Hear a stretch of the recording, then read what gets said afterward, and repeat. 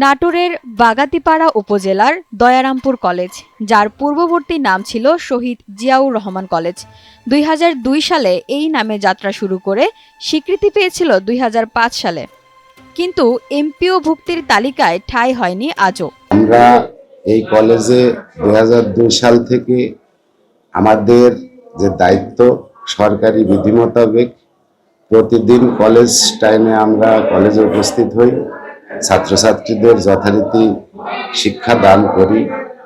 কিন্তু বিগত ২২ বছর যাবৎ আমাদের এই কলেজের কোনো অনুমোদন, বিশেষ করে এমপিও অনুমোদন না হয় আমরা অত্যন্ত দুর্বিষহ জীবনযাপন করছি। শিক্ষকদের অভিযোগ, শুধু নামের কারণে থমকে আছে সবকিছু।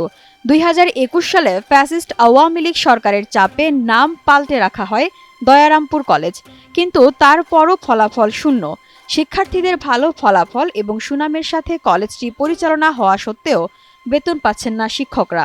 গত সরকারের চাপের মুখে আমাদের কলেজের নাম পরিবর্তন করতে আমরা বাধ্য হই। আগে ছিল শহীদ জিয়াউর রহমান কলেজ, যারা জোর করে আমাদের কাছ থেকে নামকরণটা করে দয়ারামপুর কলেজ। আমাদের ছাত্রছাত্রীর পরিমাণের যে খারাপ, শিক্ষা ব্যবস্থার ক্ষেত্রে রেজাল্ট খারাপ, তাও কিন্তু না, যথেষ্ট ভালো। আপনি একটু অনলাইনে যদি এখন সব কিছু পাওয়া যায়, আমার কলেজের সার্চ দিয়ে দেখতে পাবেন যে আমাদের কলেজের সমস্ত রেজাল্ট, সমস্ত অনেক কিছুই অন্য যে কোনো কলেজের থেকে ভালো। তারপরেও আমরা বেতন পাই না বা আমরা এমপিওভুক্ত হইতে পারি নাই। এই কলেজের ২৭ জন শিক্ষক কর্মচারী আছেন এক আশ্চর্য যুদ্ধে। যুদ্ধটা জীবনের সঙ্গে, দায়িত্ববোধের সঙ্গে। বছর যায়, সরকার বদলায়, নীতিমালা বদলায়, কিন্তু বেতন আসে না, বাড়ে শুধু অপেক্ষা। কলেজটির অধ্যক্ষ গোলাম মোর্শেদের দাবি, কলেজটির নাম শহীদ জিয়াউর রহমান হওয়ায় প্রতিহিংসার শিকার হয়েছেন তারা, তাই তিনি কলেজটি দ্রুত এমপিওভুক্ত করার দাবি জানান। আওয়ামী লীগ সরকার ক্ষমতা আসার পর আমাদের নাম শহীদ জিয়াউর রহমান হওয়ার কারণে তারা প্রতিহিংসাবশত আমাদের কলেজটাকে এমপিও করেনি।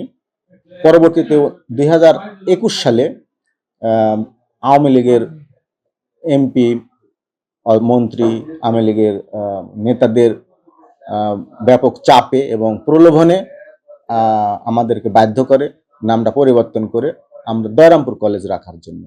কিন্তু আমরা পরবর্তীতে দেখতে পাই যে দয়ারামপুর কলেজ রাখার পরও তারা ১ টাকার অনুদানও দেয়নি, আবার এমপিওভুক্ত করেনি। যাই হোক, ৫ই আগস্টে সরকার ছাত্র জনতার আন্দোলনে সরকারের পতনের পরে আমরা নতুন করে আশার আলো দেখতে পাচ্ছি। আমরা আশা করতেছি এই কলেজ এমপিওভুক্ত হবে। নাম বদলেছে, কাঠামো দাঁড়িয়েছে, শিক্ষার আলো জ্বলছে প্রতিনিয়ত, কিন্তু রাষ্ট্রীয় স্বীকৃতি মেলেনি এখনো। প্রশ্ন রয়ে গেছে, একটি কলেজের যোগ্যতা কি কেবল একটি নাম দিয়ে নির্ধারিত হবে, নাকি রাষ্ট্র একদিন তাদের ত্যাগকে স্বীকৃতি দেবে, তাদের প্রিয় প্রতিষ্ঠান এমপিওভুক্ত হবে, আর তারা ফিরে পাবে মর্যাদা, ফিরে পাবে সম্মান।